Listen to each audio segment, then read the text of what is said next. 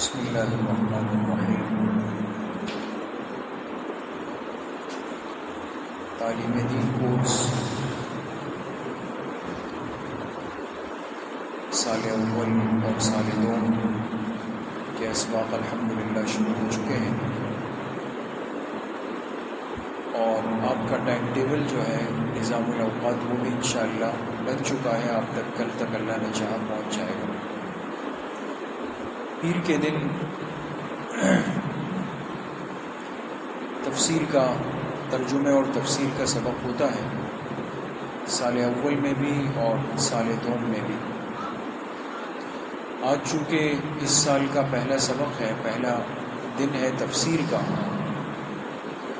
تو درخواست یہ تھی کہ سال اول اور سال دوم کی طالبات صرف آج ایک ساتھ بیٹھ جائیں، ان کا سبق انشاءاللہ ایک ساتھ ہوگا آج، باقی انشاءاللہ آگے چل کے آئندہ پیر سے تو پھر مستقل کلاسیں ہوں گی۔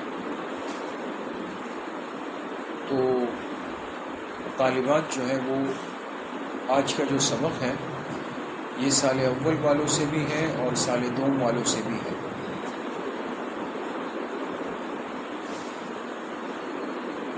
سب سے پہلے تو تمام طالبات یہ دعا پڑھ لیں، اس کے بعد انشاءاللہ کچھ باتیں تفسیر سے متعلق عرض کرنی۔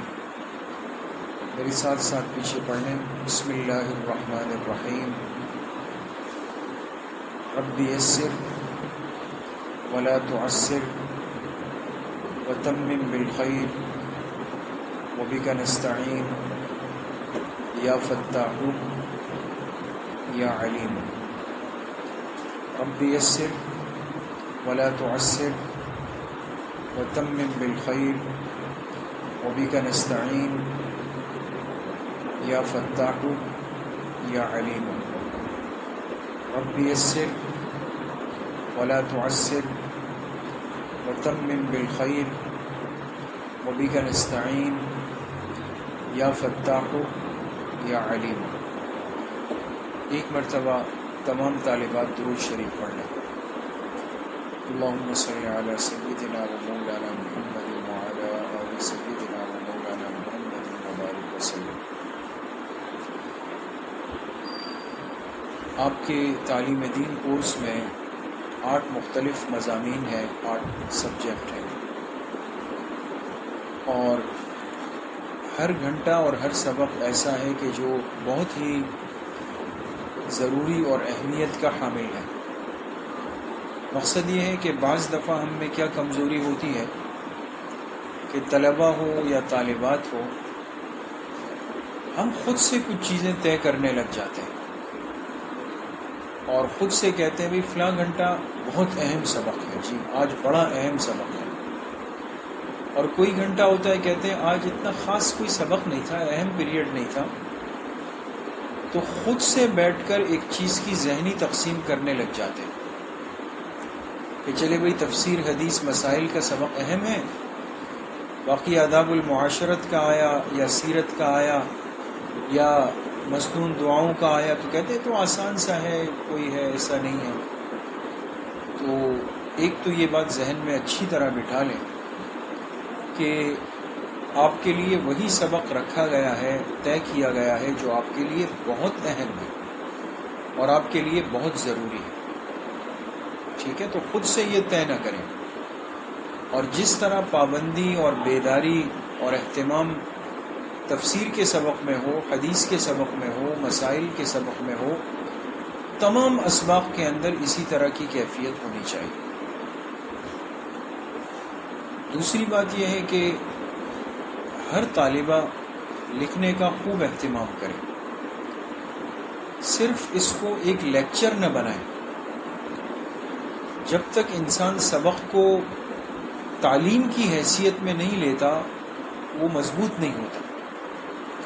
اس لیے اچھے طلباء بھی وہ ہوتے ہیں، اچھی طالبات بھی وہ ہوتی ہے جو اپنے ہر گھنٹے کے سبق کو، روز کے سبق کو ایک صاف ستھری کاپی میں مستقل لکھیں۔ اس سے پتہ چلتا ہے کہ اس طالبہ کا ذوق کیا ہے، اس کی طلب کتنی ہے۔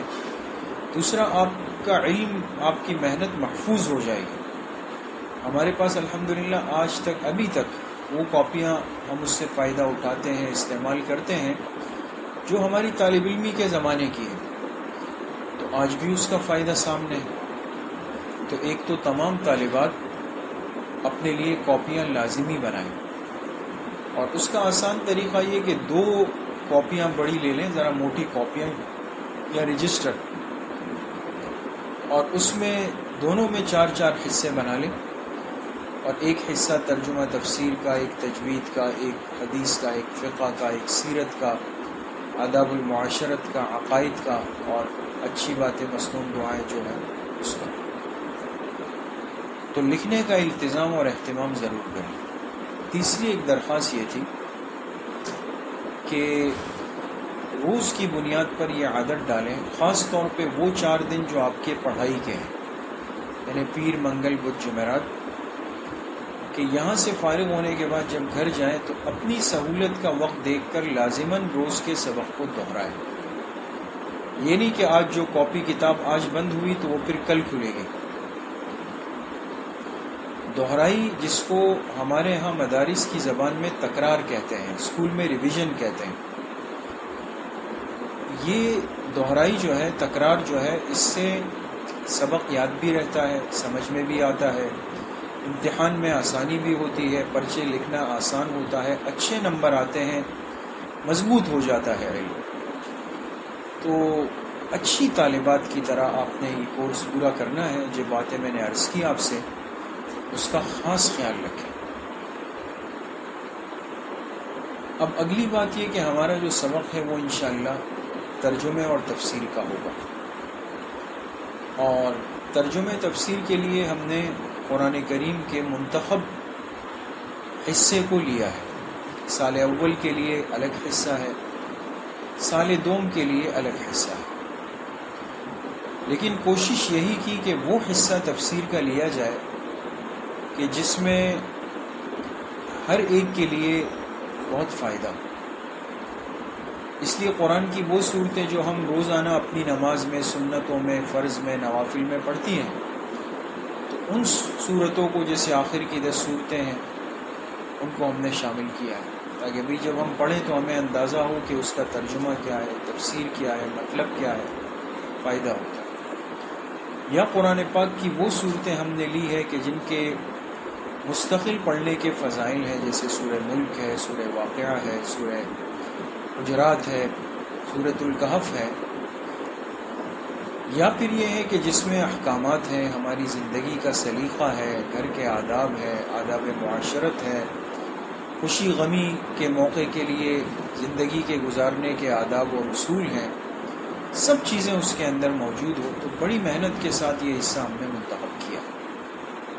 انشاءاللہ آپ کے سامنے اسباق ہوتے رہیں گے، اور آپ کو محسوس ہوگا کہ واقعتاً آپ کو کتنا فائدہ ہو رہا ہے۔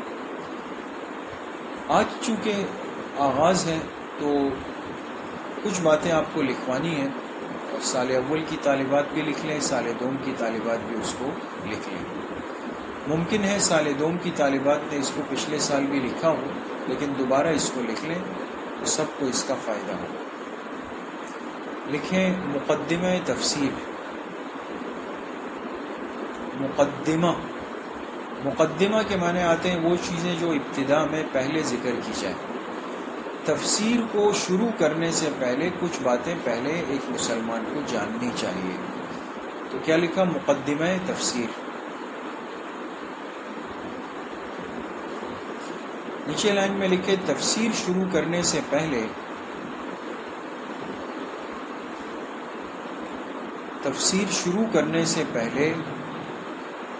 تین باتوں کا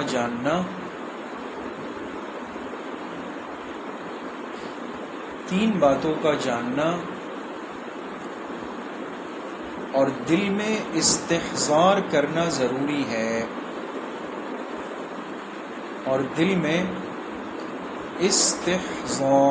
الف سین تا ح صاد الف را۔ استحضار کے معنی ہوتے ہیں کوئی چیز آپ کے سامنے ہو۔ تین باتیں ایسی ہوں کہ جب ہم تفسیر کے لیے بیٹھے نا، تفسیر کے سبق میں، تفسیر کو سمجھنے کے لیے، تو وہ ہمارے دل کے سامنے وہ باتیں موجود ہیں. لکھ لیں. اب لکھے نمبر 1. قرآن کریم اللہ کا کلام ذاتی ہے. قرآن کریم اللہ کا کلام ذاتی یعنی آپ کی ذات سے نکلا ہوا کلام ہے. اللہ کا کلام ذاتی ہے، لہذا یہ تمام علوم کا مرکز ہے. لہذا یہ تمام علوم کا مرکز ہے. یہ پہلی بات ہے. چونکہ قرآن کریم جو ہم پڑھتے ہیں نا، تو یہ یقین دل میں بٹھا لیں کہ جو کچھ آپ پڑھ رہے ہیں یہ وہ ہے جو اللہ پاک کی ذات سے ادا ہوا ہے. اللہ نے پہلے اس کو خود پڑھا ہے، اس لیے اس کو کہتے ہیں کلام ذاتی. تو اللہ نے خود اس کی پہلے ادائیگی فرمائی ہے، پھر یہ قرآن بن کے ہمارے سامنے آیا ہے.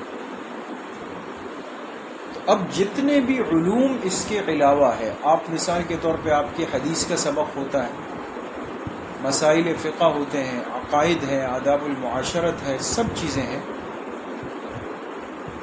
وہ علم ہے، لیکن وہ سارے علوم اگر جمع کر لیں تو اس کا جو مرکز ہے اور اس کے حاصل ہونے کی جو جگہ ہے وہ قرآن کریم ہے. لہذا حدیث یہ قرآن کی تشریح ہے. سمجھ میں آ گئی؟ پہلی بات تو یہ ذہن میں رکھیں. نمبر 2، قرآن کریم ایک نور ہے.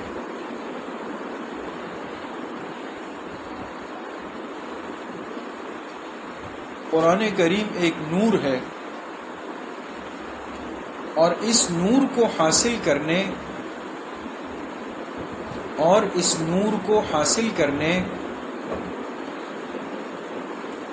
اس کی برکات سمیٹنے کے لیے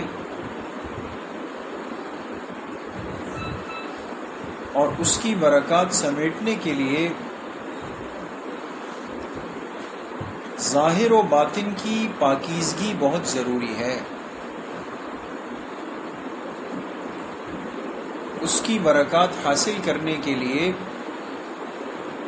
ظاہر و باطن کی پاکیزگی بہت ضروری ہے.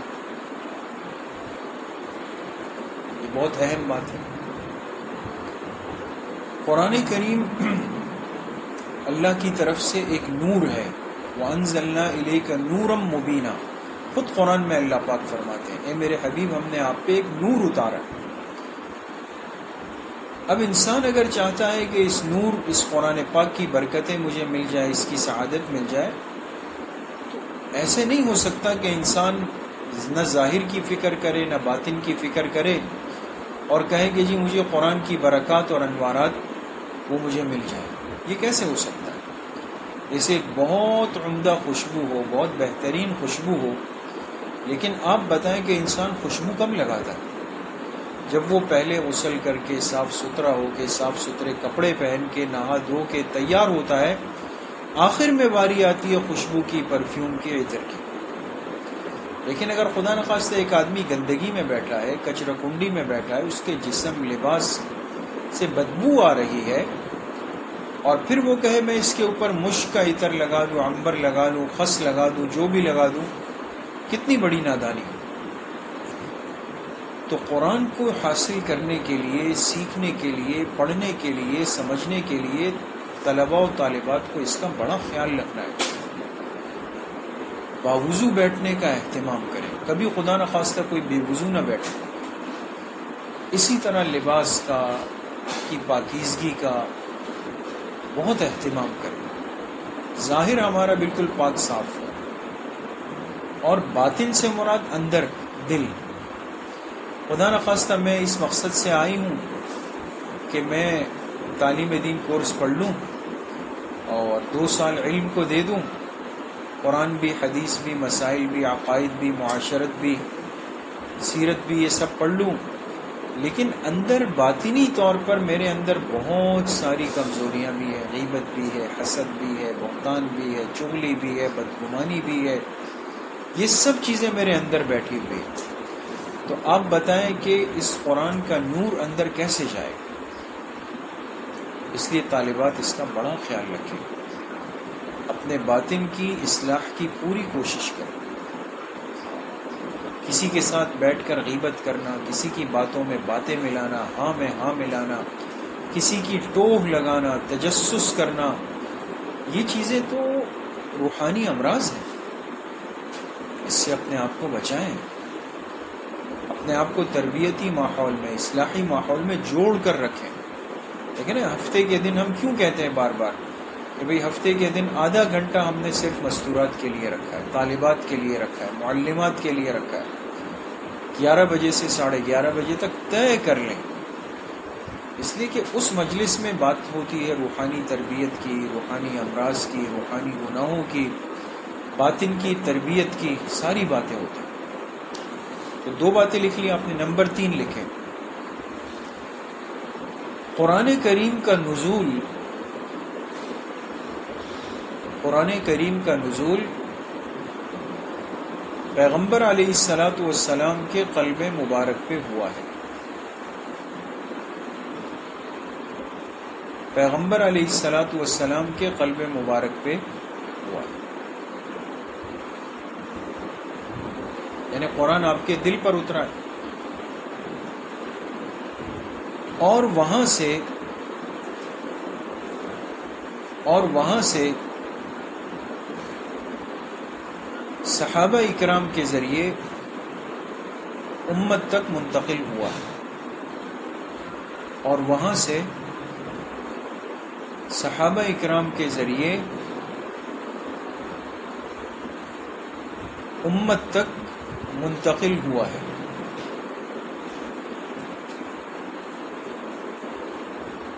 لہٰذا اس قرآن کو صحیح سمجھنے کے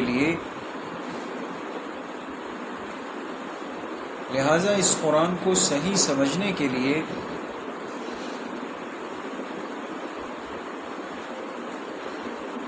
ادب والی زندگی بہت ضروری ہے۔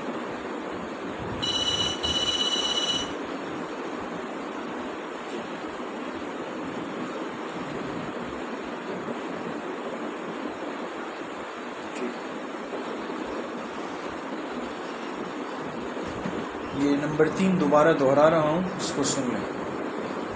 قرآن کریم کا نزول پیغمبر علیہ الصلاۃ والسلام کے قلب مبارک پر ہوا ہے،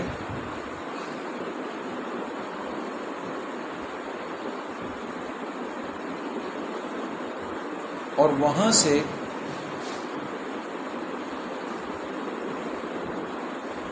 صحابہ اکرام کے ذریعے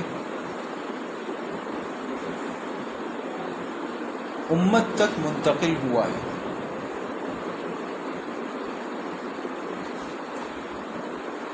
امت تک منتقل ہوا ہے،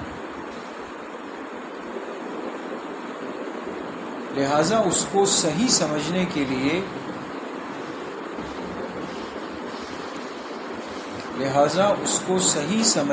لیے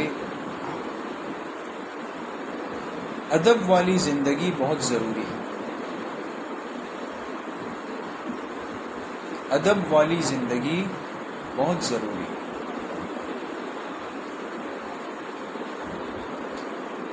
بے ادبی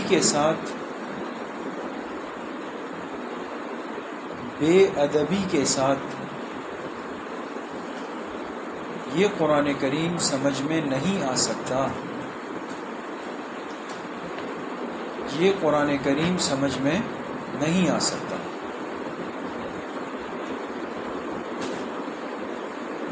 تو یہ 3 باتیں ایک مقدمہ تفسیر کے طور پہ آپ کو لکھوانا مقصود تھا۔ اور ادب تو ایک مومن کے لیے کتنا ضروری ہے، کس قدر ضروری ہے، اس سے ہم سب واقف ہیں۔ پھر خاص طور پہ طلباء کو، طالبات کو یہ بات سمجھنی چاہیے کہ حصول علم کے راستے کے جو آداب ہیں وہ بہت ضروری ہیں، اور اس کے بغیر کوئی چارہ نہیں، اس کے بغیر کوئی گزارا نہیں۔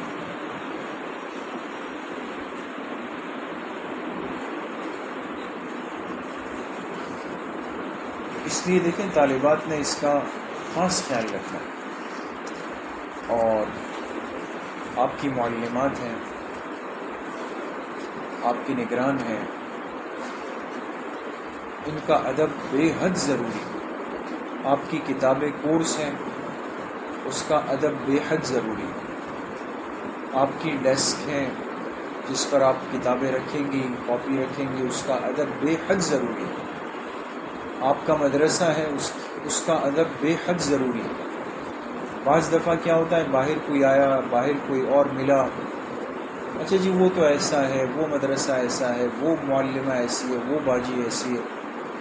جس طرح انسان ایک اپنے ماں باپ پہ، بہن بھائیوں پہ غیرت کرتا ہے نا، میری یہ بات سمجھ لیں، اسی طریقے سے ایک غیرت مند طالب علم اور طالبہ اپنے ادارے اور اپنے مدرسے اور اپنے معلمات پہ غیرت کرتے ہیں۔ کسی کو یہ جرأت مت دیں کہ وہ آپ کے سامنے آپ کی معلمہ کو، آپ کے استاذ کو، آپ کے ادارے کو کچھ کہیں، کبھی نہیں۔ ہر ایک کے لیے ادب آداب کا مزاج ذہن اور دل دماغ میں بنائیں۔ بے ادبی سے بڑے بڑے لوگ محروم ہوئے ہیں، تو اس لیے اس کو اپنا شعار بنائیں، کبھی یہ شکایت نہ آئے۔ اور آج تک الحمدللہ تعلیم دین کورس کے حوالے سے الحمدللہ ثم الحمدللہ کوئی شکایت نہیں آئی کہ کسی طالبہ نے کوئی اس طرح کا عمل کیا ہو، اور امید ہے انشاءاللہ اس سال کی جو طالبات ہے وہ اس سے بڑھ کر ہوں گے انشاءاللہ۔ اللہ آپ کو علم بعمل سے مستفید فرمائے، اور علم نافع کی دولت سے اللہ آپ تمام طالبات کو جنہوں نے ہمت کی ہے، اللہ آپ سب کو مالا مال فرمائے۔ تو ان باتوں کو امید ہے آپ نے لکھا ہوگا، کچھ وقت ہوگا تو نگران باجی جو ہے وہ جماعتیں بنا دے، 5-5 افراد کی، یا جو سہولت کے ساتھ ہوں، ان باتوں کو دہرا دیں آپس میں تاکہ طالبات کے ذہن میں رہیں۔ کسی سے کوئی بات رہ گئی ہو تو وہ ایک دوسرے سے اتار لیں، نقل کر لیں۔ آج چونکہ پہلا دن تھا تو یہ ابتدائی باتیں آپ سے عرض کر دی ہیں۔ انشاءاللہ آئندہ پیر سے باقاعدہ سال اول سال دوم کے باقاعدہ اسباق شروع ہو جائیں گے۔ تمام طالبات پابندی سے اور وقت پر آنے کا اہتمام فرمائیں۔ وآخر دعوانا ان الحمدللہ رب العالمین۔ السلام علیکم۔